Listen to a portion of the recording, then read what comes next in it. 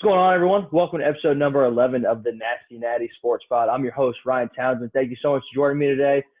Talking second half season with the Bengals here, a little bit of first half, a little bit of Joe Burrow. Very special guest today of mine, Ghiman McKinney, owner and founder of the Juice Alert. Ghiman, thank you for coming on today. Yeah, no doubt. Thanks for having me on, man. Appreciate you for, letting me on the show. Like what you're doing, and, I like what you're doing, man. We can, talk some Bengals football. Let's get it. Yes, sir. I'm excited to go. So let's get it rolling here.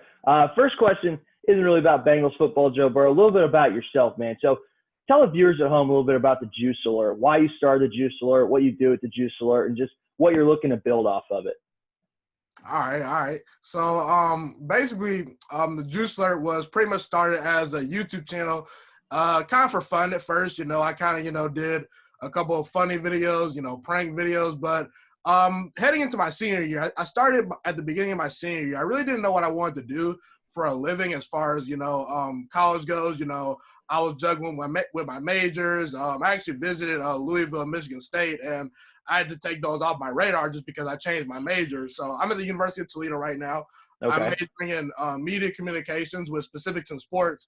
And basically what I'm trying to get at and what I'm trying to do for a living is to, talk sports on television, radio, kind of go into the sports media world, be a sports analyst. And at first I kind of wanted to potentially play college baseball, but I realized that might not be the path for me. I wanted to go to a smaller school potentially. And after when my senior year started, obviously, about CJ baseball, we were pretty good, but Oh yeah. Yeah. So the thing is, like, I just really recognized that for whatever reason, I just felt that I didn't want to take on that burden of being a student athlete, because I think that being a student athlete is pretty much like a second job, but a really fun second job. But Absolutely. if you want to be, you were a student athlete, for a while. Are you still a student athlete? Yeah, I'm at Wilmington College right now, still playing baseball. So. Okay, yeah, just making sure. Okay, but yeah, so I mean, yeah, you know the rigors of being a baseball athlete at the college level. It's a pretty daunting task, if you really want to be good. And I just kind of felt that in college I wanted to, kind of sit back, find out who I really was, kind of chill and not really have a second job, even though I loved baseball. But that just really wasn't my calling. And eventually I kind of said, you know what, maybe I should try, talking about some sports, because, I thought to myself that I like to talk. I'm pretty good at English, and a lot of, sports analysts start out as writers and things like that. So I said, you know what, let me start talking sports on my little YouTube page. And it pretty much took off. The first 4 months was kind of a little rough, a lot of bad quality videos in my opinion. But I think that once the summer hit, the first year, I really started to take off. I gained probably about 300 subscribers over the summer. And ever since then, we've been at it for about 2 years, and I've got 3,000 subscribers. And yeah, looking to see where this takes me, man. I figured that I could take the classes at college. I could do whatever teachers tell me to do. But in order for me to be the best, I got to, put in my own time and, talk about my own stuff, work on my own. So, yeah, that's pretty much how I started the Juice Alert. You can find it on YouTube and podcasting platforms. Some people call me Juice on there because they can't pronounce my name to save their life. But, yeah, my name is Ghiman. For those of you that don't know, Ryan pronounced it good. Yeah. So, yeah, just looking forward to talking some football with you. And, yeah, that's how I started the Juice Alert. Yeah, man, that's awesome. It's kind of what I was thinking here when starting Nati Sports. I've always been a huge Bengals fan, always been a big Reds fan. I never really, had a platform to talk about it. So I'm like, you know what? Why would I post stuff on my regular Twitter page? People can get annoyed by that. Start a platform where you want to talk about the Reds and the Bengals and just see where it goes. So far, man, like you're saying, I'm having fun with it, and I can just hopefully see mine taking off like yours, man. So that's really awesome to hear about how you all started and got it rolling. So that's good stuff, man. So, all right, let's get going here a little bit. Bengals first half discussion, second half discussion, a little bit of Joe Burrow. So we're going to start with Joe Burrow a little bit. So, Ghiman, you're a big film guy, all right? I've seen your film a little bit on Instagram, doing film breakdowns and stuff. So from the first half of the season, in your eyes, what have you seen out of Joe Burrow? So Joe Burrow has been pretty good. He's been really, really good. He's really exceeded my expectations, actually. I actually picked him to win Rookie of the Year to start the season. I kind of thought the Cincinnati Bengals would be a team very similar to the Arizona Cardinals last year. If you don't know, this year, they're pretty good this year. So maybe the Bengals they can have leap next year. We shall see. But I felt that Joe Burrow could have a Kyler Murray type season, where he comes in, the team wins about 4 to 5 games. Kyler Murray won 5 games last year. and he wins Rookie of the Year, you know. And I had Joe Burrow rated as the best quarterback in this past draft. I felt that it was very silly to hear people saying, you know, he's a one-hit wonder, he's not going to work. I didn't understand it. You know, this guy, you know, we could talk about statistics in college. You know, just because you have great stats in college, it doesn't mean you're going to be a great NFL quarterback. Well, Joe Burrow, what really captivated me towards Joe Burrow was he had NFL habits. Like, I mean, this guy was ready pre-snap. He was great at reading defenses, very accurate down the field. And the one thing that really captivated me towards Joe Burrow was that guy has ice in his veins, man. He showed up in every big game, brought his best stuff versus the best defenses. And I know it was only 1 year starting of college football, but he had the greatest college football season, that, in my opinion, that I'd ever seen. Better than Cam Newton's season at Auburn, better than Jameis Winston's season at Florida State. And really, I think that what's going to make Joe Burrow a great quarterback and eventually potentially the best quarterback in his division, because one's been Roethlisberger, you know, retires, you know, he's only going to play for about 3 to 4 more years, probably at max. You know, he's getting older, you know, but you look at Lamar Jackson, you look at Baker Mayfield, really good quarterbacks. But I think that Joe Burrow, you know, has the potential to have the highest ceiling out of them all. Lamar Jackson, I love him. He's a great athlete, but he's not as accurate as Joe Burrow, not as naturally accurate as Joe Burrow. Joe Burrow is naturally accurate. Lamar Jackson, at times he struggles with accuracy. And Baker Mayfield, he's a pretty accurate quarterback, but he's not the same athlete as Joe Burrow. He can't move around like Joe Burrow. And I think that honestly, you know, Joe Burrow can do a little bit more with less. You know, I think that Baker Mayfield is more of your distributor, your point guard, whereas Joe Burrow can be a guy that can carry a franchise. And I actually made an episode on my Juice Alert show that said I think Joe Burrow within the next 10 to 15 years is going to win the Bengals their first ever Super Bowl. I think that highly of him. Now, I will say the one thing about Joe Burrow that kind of worries me is his lack of arm strength. You know, he hasn't really got the deep ball going this year like I thought he would have, because he was a pretty good deep ball thrower at LSU. I think the fact that he plays in a stadium that's a little bit more windy, you know, he's in, you know, Ohio. It's a little bit colder weather sometimes. You know, lack of having a cannon for an arm, you know, could affect his throwing down the field a little bit. But outside of, you know, elite level arm strength, and let's be real, Drew Brees, all-time leader in touchdown passes, did not have the greatest arm. Joe Burrow can get by being an accurate quarterback, processing quickly, making great decisions. And I got to say, man, he's lived up to the hype, man. I think that he's a legit franchise quarterback. I think that he's already – if he's not – he's at worst a very good Tier 3 quarterback. I think that he's a lower-level Tier 2 quarterback. I want to see him prove himself next year and continue to get better. But, yeah, I like Joe Burrow a lot. And Cincinnati, they found their guy. You know, I really think they found their guy. Yeah, I mean, I'm just excited to have Joe Burrow, you know, on the team, man. I've seen, like you're talking about, he can be a guy that can carry the team, carry the franchise. I mean, I've seen that firsthand this year. He hasn't had a good offensive line, man. I mean, I was just at the Titans game this past weekend. That dude was moving. He was scrambling. He was making throws on the run. He was putting it in there, those tight windows, man. And I saw him do that, you know, week 1 against the Chargers. You could see it. 2 minutes left. He's got 1 timeout, takes him down the field. You know, that A.J. pass interference call, we won't talk about that. And then, you know, Randy Bullock misses that field goal. But, dude, game 1, NFL rookie quarterback, or we call him a rookie, but he's not playing like a rookie, drives his team down the field. Should have been a game-winning drive, you know. He was up on the Colts 21-0. We had the Browns beat. You know, just these small games that I'm seeing from Joe Burrow, like, he's the real deal. Now, the big question here for you, Ghiman, I've seen a lot of people compare Joe Burrow to different quarterbacks. Colin Cowherd compared him to Tony Romo before the start of the year. I've seen people say he's got flashes of Rodgers, flashes of Wilson. In your eyes, and covering all these quarterbacks, you're a big Packers fan, so you've seen Rodgers play a lot. In your eyes, who is Joe Burrow right now most comparable to that you see? Before I get started, I wanted to, you know, kind of add a little point to what you said. You know, it's kind of funny because when Andy Dalton was coming up for the Bengals, he had a really good roster around him, and he at times was kind of the weak link, where I think as Joe Burrow, you need to add a little bit more talent around him and he'll carry you. So it's a pretty good thing for Bengals fans to, you know, have a guy that can really truly make plays and be great in big games. I don't know how Joe Burrow's going to look in the playoffs, but I guarantee you he'll be way better than Andy Dalton was in the playoffs. That's just my opinion. But Absolutely. As far as comparisons for Joe Burrow, you know, it's hard because I'm not one of those guys that likes to compare quarterbacks. I really think Joe Burrow is his own guy. But I will say, I'm kind of getting a little bit of Aaron Rodgers vibes from Joe Burrow. Now, I'm gonna say it in this way: Aaron Rodgers is super efficient, and I think that Burrow will probably be a Drew Brees type quarterback, but a better athlete. I'll scratch the Rodgers comparison because he doesn't have Aaron Rodgers' arm. I think that Joe Burrow is Drew Brees but with a better arm, and he's a better athlete. I really do. I think that, and now Drew Brees is probably one of the smartest quarterbacks of all time, and Joe Burrow is pretty smart too. So he's going to have to, really up his game as far as processing goes. But I really think that Burrow is similar to Drew Brees because he makes very good decisions. He's deadly accurate down the field. He's very good in the quick game. I'm not going to say Tom Brady just because Tom Brady, a lot of people knock Tom Brady for his arm. I think Tom Brady's arm strength is actually underrated. He a long time ago had a borderline cannon. Maybe not a borderline cannon, but he definitely had one of the 10 best arms.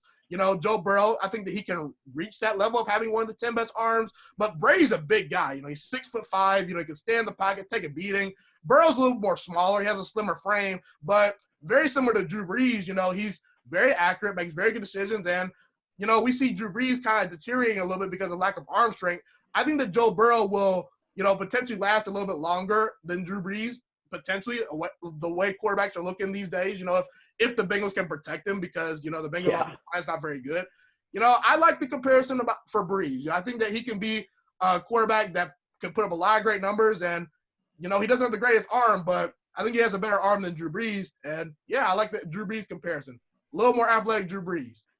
Yeah, I would definitely agree with that too. Just thinking about, we talk about Joe Burrow and through the first 4 or 5 weeks, we were talking about the deep ball problems, like you were saying, the lack of arm strength where he's playing. But dude, comparing him to Brees, that's spot on, dude. He's deadly accurate. He's deadly accurate in the intermediate throws, 1 to 12 yards. That's what the Bengals are looking to do. It's actually what we were doing a little bit with the Titans. A couple spot routes here. We got a couple deep balls here and there, but the crossing patterns, the dig patterns, the hitches, Joe Burrow is deadly in that. And so what I've seen so far, he's smart, he's intelligent, he knows how to make the right audibles. I mean, just talking week 1, when we're looking at field and reading the defense, he called the quarterback draw for his first NFL touchdown on his own. He saw the defense is spread out. He called the draw. He pushed it into the end zone for the first score. I mean, he's got the smarts. He's got the intelligence to just be a top-level quarterback. And hopefully in the next coming years, he can take us to the playoffs, win the division. I mean, I'm just really excited. I love talking about Joe Burrow, man. He is the real deal. So, all right. Moving on here, we're going to go to the Bengals, a little bit overall team that Joe Burrow's kind of carrying right now. So we're 2-5-1 in the first half of the season. This week, week 9, is our bye week. So, Ghiman, picking it up in a little bit of the first half of the Bengals season. We've had leads, got blown out here, given up leads, 2-5-1. What are your overall takeaways about the Cincinnati Bengals in the first half of the season? The Bengals still are a couple parts away from being competitive in this division. Because you look at Cleveland, you look at Baltimore, you look at Pittsburgh. I mean, Cleveland's a pretty darn good football team, but they're the third-place team. So it's really imperative that the Bengals continue to spend money in free agency and make moves and hit on their draft picks. Because listen, you can talk about Joe Burrow all you want. We'll see if Zach Taylor's the coach of the future. I'll probably get to him in a little bit, but you got to have good players to win this division. It's just the harsh reality. I honestly think that Pittsburgh and Baltimore are 2 of the top 5 most well-run organizations as far as stability at the top. Their scouting departments, A+. They bring in good players every single year. I think John Harbaugh has had 1 losing season. Mike Tomlin's never had a losing season. So you're going to need to get some good players in there. The good thing is that Joe Burrow, he can go toe-to-toe with these quarterbacks, and that's what you like to see. So Joe Burrow, good quarterback. Really, I think the Cincinnati Bengals are on the rise, though. I picked them to win 5 games this year, which – I felt was actually a good achievement because that would double their win total from last year. They only won 2 games. So if you get to 5 wins, that's possible. And, I've kind of been sort of 1 foot in on Zach Taylor.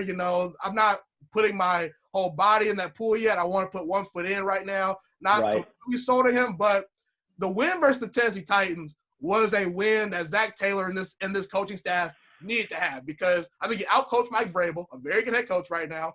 And I think that the Bengals showed that they're not as bad as some people think. The Tennessee Titans, they're going to win anywhere from 10 to 12 games this year. They're a very good football team. They made it to the AFC Championship game last year. I think their defense is taking a step back, but they're a very good football team. And the Bengals, they dominated most of that game. So I think Cincinnati is definitely on the rise. Not going to say they're going to be a playoff team next year or anything like that because we have a lot of things, that we need to see from this team. I'm still not completely sold that Zach Taylor is the coach of the future, but I'm willing to say that Zach Taylor, if he can win about 2 to 3 more games, it will probably buy him another year. It's not one of those situations where you say, you need to fire Zach Taylor. It's not crazy to say Zach Taylor could be on the roster still, as the coach. I don't think he'll ever be an elite coach, but, as long as he's in the upper tier, good tier 2, good tier 3 coach, he'll be okay. As long as he's willing to adapt his system and try some new things and be creative and not be like a Mike McCarthy where he failed to adapt his system, or a Bill O'Brien like he failed to adapt his system to Houston. McCarthy kind of wasted Aaron Rodgers' prime a little bit. We know what Bill O'Brien is doing with Deshaun Watson. He's out of the building now. Thank goodness for Deshaun Watson. But, you got your quarterback. Joe Mixon's a pretty good running back. The wide receiver core is pretty good. T. Higgins. I don't know if T. Higgins can ever be an elite number 1 wide receiver. I think he could be a very good quality number 1 wide receiver one day. A.J. Green, maybe he's out the door next year. We'll see. But Tyler Boyd's pretty good. Haven't really heard much about Auden Tate this year. I could be mistaken. Has he had a good year? He was a slow start. I mean, last year he had a really big year with Dalton at quarterback, but he was a healthy scratch a couple games this year. And actually, he was just on Pro Football Focus Offensive Team of the Week with a 91.8 Pro Football Focus grade. Caught all 7 passes that came to him, including the 3rd down conversion to really seal the deal. I mean, Joe Burrow threw a high ball. He went up and got it for his 7th catch of the day. I mean, he caught every ball that was thrown to him. And I think Auden Tate is one of the most slept-on receivers in the NFL. We got him in the 7th round a couple years ago out of Florida State. And so far what I'm seeing, man, when he's playing and when he's on the field, he's the real deal, and he can really help this offense. Yeah, so I don't think that the Bengals really need to spend any more capital in their wide receiver core, honestly. Maybe you could get an upgraded tight end. I don't know. But really it's the offensive line that needs to be fixed, because Joe Burrow's your franchise. You got to protect him. And I think that if you give Joe Burrow, extra time to throw in the pocket, he's already putting up good numbers his rookie year. The sky's really the limit, So as long as Burrow can get some protection, he doesn't need the best offensive line in the world because he can move around. He can make plays, I think Jonah Williams has kind of been a disappointment, but I see him being at least a quality starter, which is good enough at left tackle. It's hard to find really good left tackle, so you can keep him. Really need to focus on the guard position and the right tackle position as well. So, I don't think you guys can get Penei Sewell from Oregon, who's a really good stud. He'll probably go top 5. You guys might be in the top 5. I'm not quite sure, but you'll be in the top 10 somewhere. But really focus on the offensive line. Might need to spend some money in free agency on that. But yeah, I mean, as long as you can build a defense that's very good up front and can hit the quarterback and create turnovers, you'll be fine. Because Joe Burrow, it'd be ideal to have an elite defense. Every quarterback wants an elite defense, but kind of similar to how the Cleveland Browns are built right now. I think that the Bengals need to kind of follow that model where they can run the football effectively with that very good offensive line. Baker's got very good weapons to distribute the football to. I really think that the Bengals eventually, if they can get some more players in the building, they could be the Cleveland Browns, but even better, because I like Baker Mayfield. I think Baker Mayfield can be a very good tier 2 quarterback. A lot of people were down on Baker Mayfield last year. I kind of said, yeah, he's playing badly, but let's give him some time. Let's see what he can do with a better head coach and a better offensive line. And Baker Mayfield, his best season yet. And Joe Burrow, he has a higher ceiling than Baker Mayfield in my opinion. He's already better than Baker Mayfield in my opinion. So that's kind of how I feel about the Bengals. They're definitely a team on the rise. And yeah, Bengals fans should be excited. Yeah, I think so too. Just picking it back up a little bit to what you're talking about with Zach Taylor. So last year, talking a little bit, obviously, first year as an NFL head coach, went 2-14. Now, when we talk about last year, he lost a lot of one-possession games, a lot of close games. When we talk about this year a little bit, he's got his franchise quarterback. We all know that. We all don't deny that. And I think he's been a little bit more creative down the stretch with his offense. But the big thing that we talk about a lot as Bengals fans, I talk about a little bit on this podcast, is he's getting held back a little bit by the defense. He's scoring 27 points. He's scoring 37 points. He's scoring 31 points. And they're still finding ways to lose, man. So when you're talking about Zach Taylor a little bit, having 1 foot in, not really wanting to put your whole body in, do you really believe that if we had a better defense, do you think this team would be better, or do you think it's still a little bit falling on the head coach? The thing that I like about Zach Taylor and why I said that I'm willing to give him another year, just because this team is competitive. You can tell, the Dallas Cowboys, I know Dak Prescott's hurt right now, but you got players calling out Mike McCarthy, they seem to not have it be showing effort, it's a mess in Dallas. You can see it with Houston. They're not a well-coached football team. They come out in the first half, they look good sometimes, they look bad sometimes. Bill O'Brien, it was actually reports that he was, he was so wrapped up in GM duties that He was coming in to install new plays on Saturdays, the day before games. So there's nothing crazy going on with Zach Taylor. This team is making progress. This team is well coached, and this team is on par to be what the team that I thought they were going to be. I didn't expect the Bengals to make the playoffs. I thought they were going to be a 5-win football team, a 5-win team that makes progress. And I said last year, just throw it out the window for Zach Taylor. He had a bad quarterback in Andy Dalton. Andy Dalton had a good career in Cincinnati, but he's past his prime. You see in Dallas, he's not looking good. So,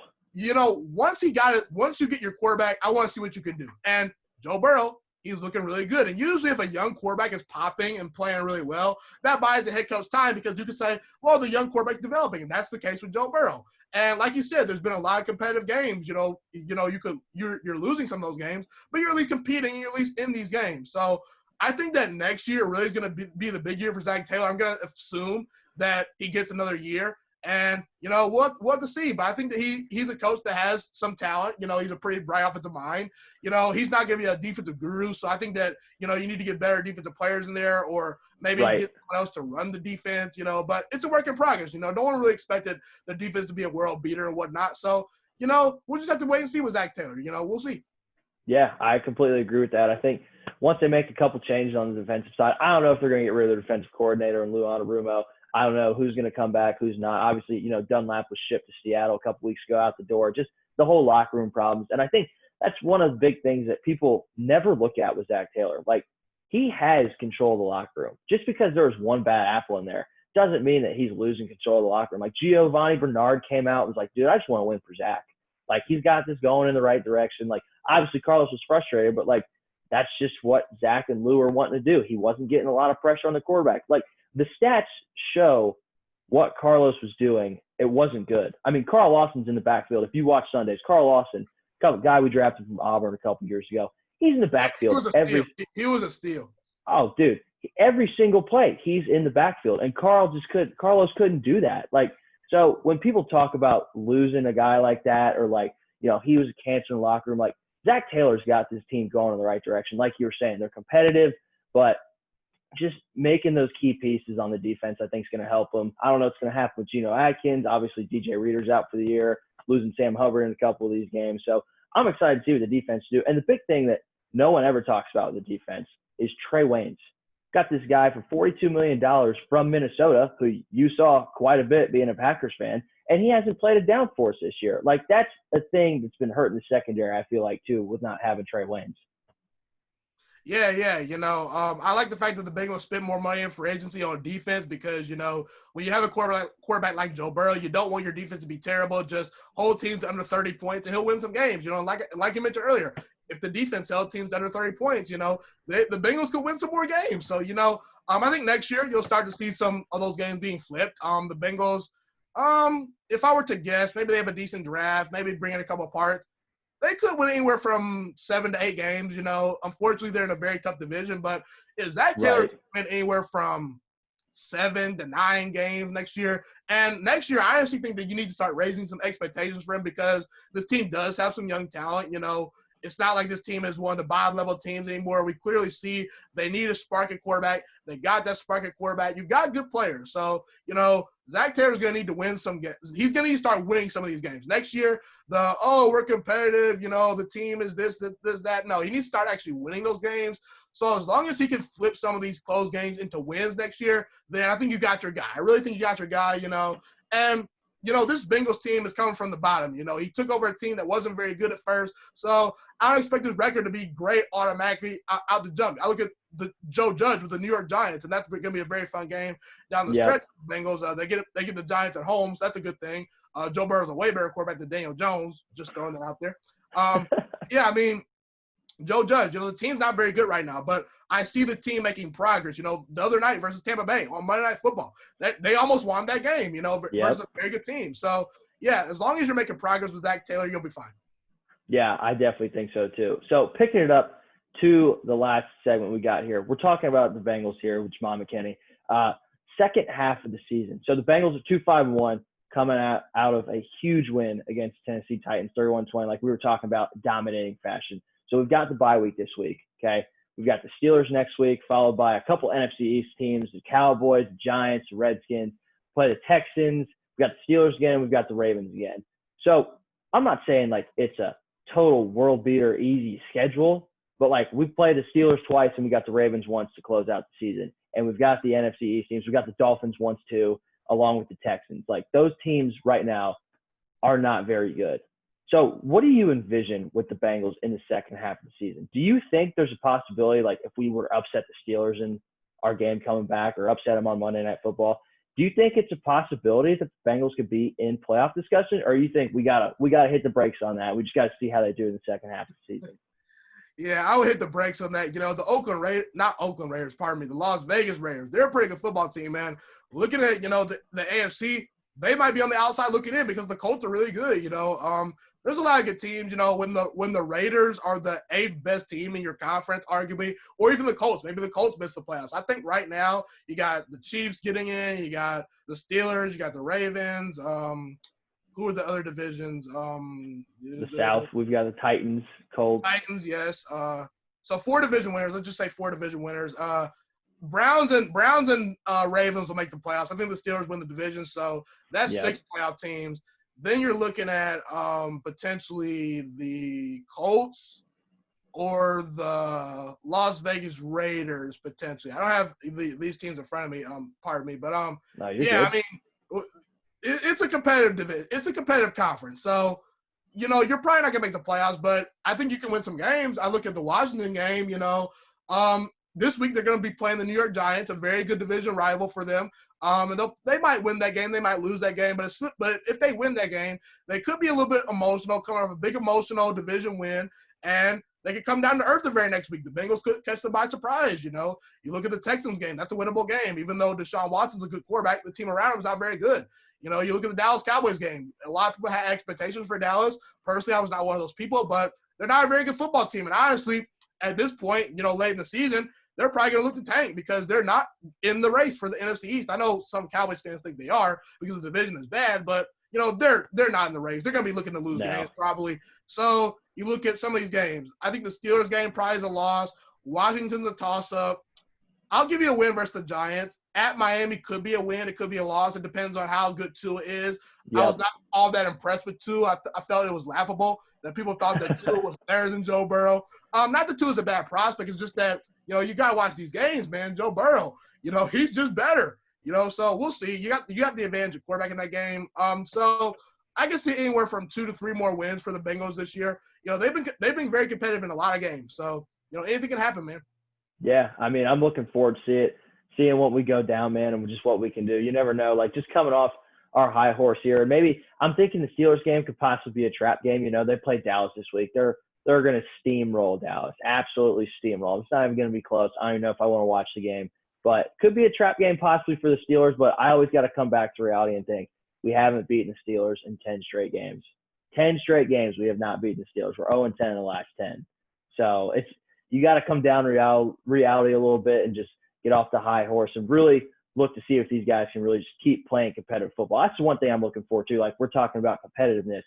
If these last couple games are competitive football and we squeak out a couple, 2-3 wins here, maybe 4, we surprise some people. Like, if we're being competitive and some momentum towards the end of the season, into the free agency period, into the draft class, I think it's going to be huge for the Bengals. What do you think? Oh, yeah, no doubt. The Bengals definitely need about another, good draft or 2 to really, put their team over the top. This year really focus on the offensive line. Then probably next year you focus on the defense, once you bolster up the offensive line. As long as the offensive line is serviceable, like I said, you're good. And, you got to start running the football with Joe Mixon a little bit more because that guy's dynamic. I mean, I think he's probably the most underrated running back in the NFL right now. Him and Antonio Gibson in Washington, actually, they're pretty underrated, So, yeah. I like Joe Mixon. Burrow's got the targets, you really need to start working on the offensive line and the defense. If you can win games up front, you're going to be good because, you look at teams like the Chiefs, teams like the Patriots from when they were a dynasty. The Eagles won a Super Bowl a couple of years ago, being a very good team up front. You got to be good in the trenches, man. You got to be able to protect your quarterback and you got to be able to hit the other quarterback. And that's the biggest thing for the Bengals right now is they can't really protect Joe Burrow. And at times, outside of Carl Lawson, you can't really hit, Baker Mayfield and Lamar Jackson and things of that nature. And listen, Lamar Jackson's running around a lot. Big Ben's a big guy.